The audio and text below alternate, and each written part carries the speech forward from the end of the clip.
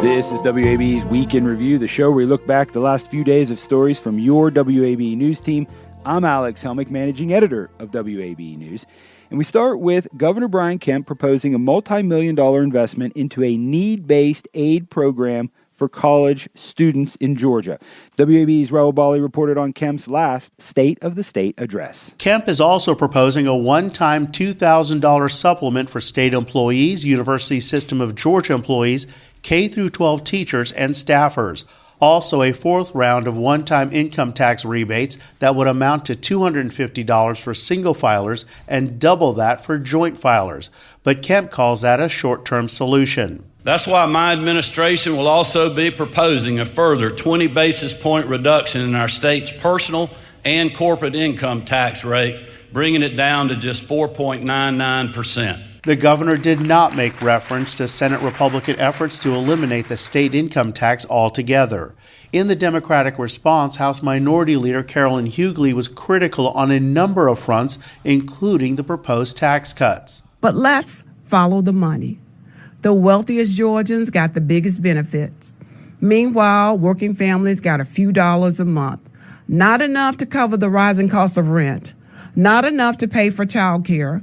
Not enough to matter when everything else is more expensive. While Georgia has significant merit-based college aid, many Democrats have been calling for need-based aid.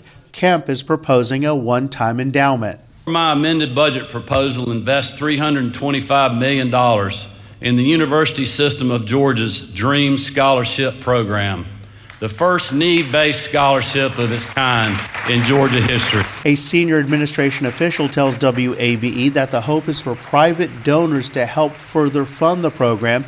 It is notable that Kemp did not mention cultural war issues like abortion or transgender rights, instead focusing on his achievements in office. Raul Bali, WABE News, the state capitol. And before the State of the State address, Kemp announced a plan to invest $50 million to increase housing stability and address street-level homelessness in Georgia. As WABE's Marlon Hyde told us, this comes as federal funding cuts for affordable housing programs loom. As Atlanta prepares to host the World Cup in a couple months, Governor Brian Kemp is rolling out what he's calling the Homelessness Response Grant.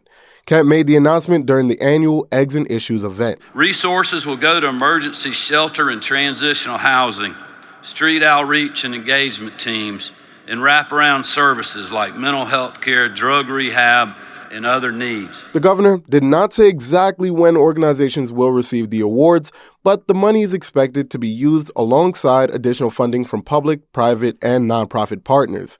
Chris Clark is the president and CEO of the Georgia Chamber.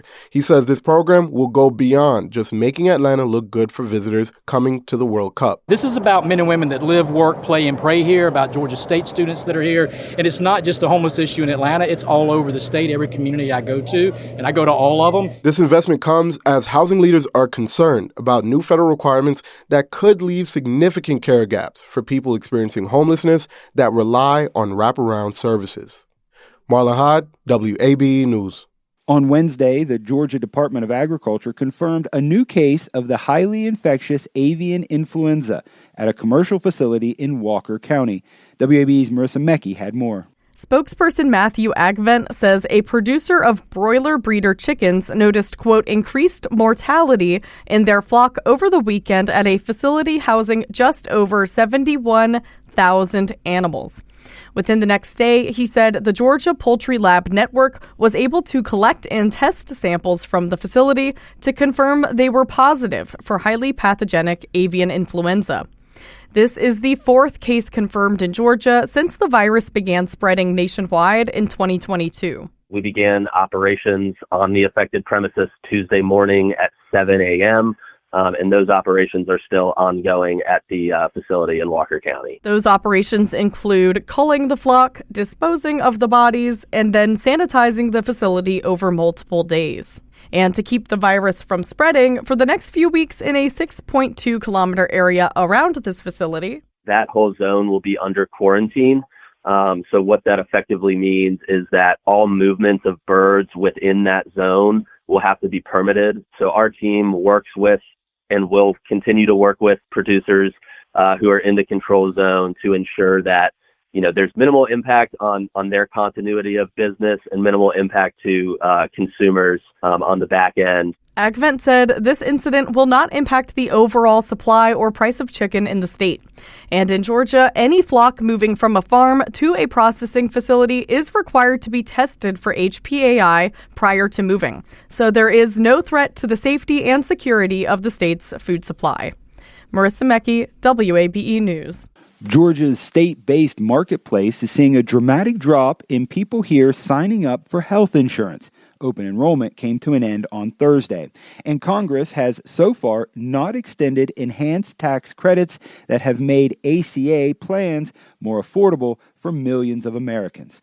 WAB's Jess Mador had the story. Last year in Georgia, about 1.5 million people had health coverage through the state-based insurance marketplace.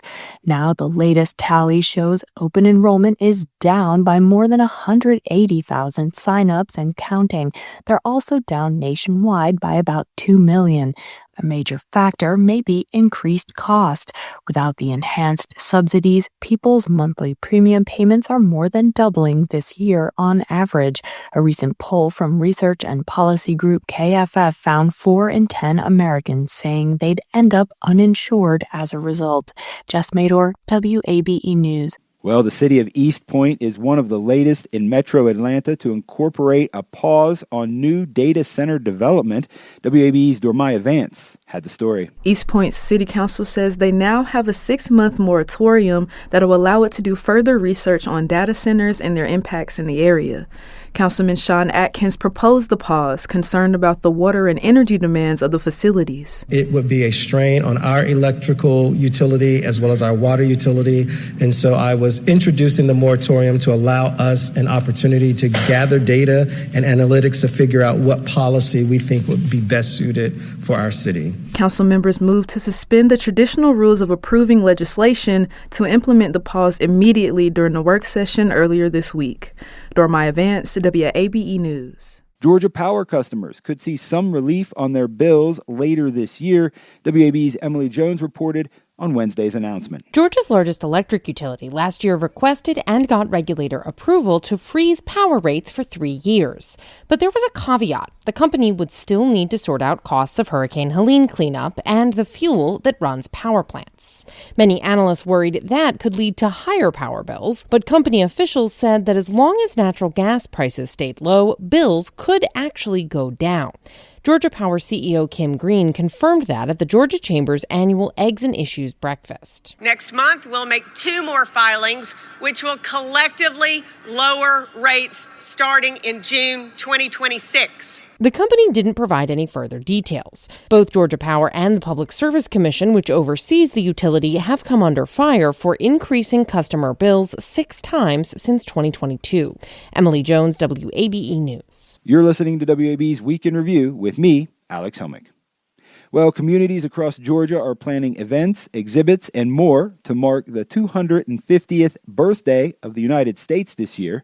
As WABE's Molly Samuel reported, the nonprofit Georgia Humanities is distributing small grants for groups around the state to put together programs. The funding is going to projects as varied as the Chattahoochee Valley Libraries in Columbus for a series of events exploring American identity through food, and the University of West Georgia in Carrollton for a program on how Muskogee people maintain ties with their ancestral homelands here in Georgia. There are events in St. Simons, Atlanta, and Milledgeville. Georgia Humanities is also supporting a speaker series and a traveling Smithsonian exhibit in other parts of the state. What's really exciting to see is the work that the tiny little communities are doing and how excited they are to celebrate this year. Mary Wern is the president of Georgia Humanities. She says the grants are pretty small, a couple $1,000s, but they make a difference to small organizations. And she says her group is committed to giving them out, even though they lost about half their federal funding last year, and their future federal funding is unclear. We're launching programs at a time of uncertainty, but we feel it's really important to keep moving forward and to keep building relationships and partnerships. The group is part of the Georgia US 250 Commission, along with the State Department of Economic Development and the Georgia Historical Society. Events will be listed on the Commission's website, exploregeorgia.org/GA250. Molly Samuel, WABE News. Last Sunday, 3 inmates at a highly understaffed Georgia state prison were killed and over a dozen were injured, including a corrections officer, after a fight broke out there. WAB's Shemaine Cruz had more on what could come next. The medium security Washington State Prison where the violence erupted is in Democratic State Representative Mac Jackson's district, about 130 miles southeast of Atlanta. I'm concerned about what actions we need to take to prevent riots. Last year, Jackson sat on the Georgia House Appropriations Committee that helped pump hundreds of millions of dollars of new spending into the State Department of Corrections to hire more guards and make repairs. But he says a special investigative committee may now be needed to make more meaningful progress. In my opinion, it's both. It's a lot of things. It's not just a funding issue. We need to do something to stop those telephones from going out, those calls being made. Video posted to social media shows some inmates holding makeshift weapons during the deadly fight. Authorities say they believe it was gang-affiliated. According to the Atlanta Journal-Constitution, a second fight broke out at nearby Hancock State Prison the next day, leaving at least 2 inmates injured. These come less than 2 years after Georgia prison officials denounced the findings of a report by the U.S. Department of Justice in which the agency called them deliberately indifferent to unchecked deadly violence and other issues. Shemaine Cruz, WABE News. And finally, today, President Donald Trump has made sweeping changes to immigration policy since he came into office a year ago. Atlanta hasn't seen targeted ICE action like in Minneapolis, for example, but the landscape here has changed. WABE's Deputy Managing Editor Molly Samuel spoke with immigration reporter Emily Wu Pearson, and they talked about what she's watching out for as we head into the second year of Trump's second term. Hey, Emily. Hi, Molly. So help us get a lay of the land of what immigration and immigration enforcement are looking like here. There is a huge population of immigrants here. The census shows that 1 in 10 people here in Georgia is an immigrant. But the elected officials in power are largely in favor of the Trump administration's moves to ramp up immigration enforcement. When I'm looking at 2026 in Georgia, I'm looking at a couple of main things. The first is Georgia law enforcement relationship with ICE. The other thing I'm looking at is how refugee resettlement ends up looking like this year. ICE partnerships with police. What do you mean by that? In 2025, we saw the Trump administration sending targeted operations to large cities like Chicago, LA, most recently Minneapolis. Georgia hasn't seen something that specific yet. We have had some workplace raids in Georgia. Last year, we had one at a carpet manufacturer. More famously, we had the immigration raid at the Hyundai plant near Savannah, where many people were arrested, but a lot of them were working on valid visas. We have seen a growing number of these partnerships between ICE and local law enforcement. Those are through something called the 287G program, so you'll hear it referred to as 287G a lot, just colloquially. And the 287G program can work in a couple of different ways. Mainly, it deputizes local law enforcement in allowing them to take on some immigration roles. So what that looks like in Georgia is local police can run information of people that they pull over and arrest. They'll run that information through an immigration database to see what this person's status is. They can talk with immigration to see if ICE wants to come and pick that person up, and so then the local police will hold that person in the jail overnight. At this point last year, only 6 law enforcement agencies in the state had partnerships like this, and as of January 13th of this year, there were 46 of those agreements in the state. But this increase started before the Trump administration's second term. It actually started back in 2024 in February when Laken Riley was found killed and a Venezuelan migrant who entered the country illegally was charged for her murder. State lawmakers put a lot of effort into passing something called HB 1105, which makes it so that law enforcement is obligated to ask ICE for these partnerships. And another thing you're watching is refugee resettlement. Georgia's been a huge center for refugee resettlement in the past. Tell us where we stand now. Yeah, a lot has changed with refugee resettlement, which I think as it unfolded last year, a lot of advocates I spoke to were really dismayed at the changes because refugees are one of the most vetted groups of immigrants who come to the U.S. There's all of these really intense background checks that have to happen before somebody can become a refugee. Last year, before Trump was inaugurated, Georgia would resettle about 3,000-ish people a year. Now, as it stands, the Trump administration has restricted refugee resettlement to a group of people, Afrikaners, who are the descendants of white settlers in South Africa.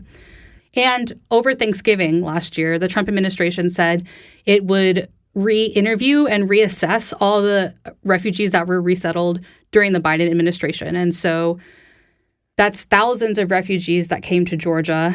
Some estimates around 10,000 people who came to Georgia in that time period, largely spent many years waiting to get here and to start their lives over again.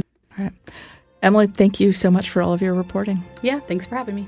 That was WABE's Deputy Managing Editor Molly Samuel and immigration reporter Emily Wu Pearson.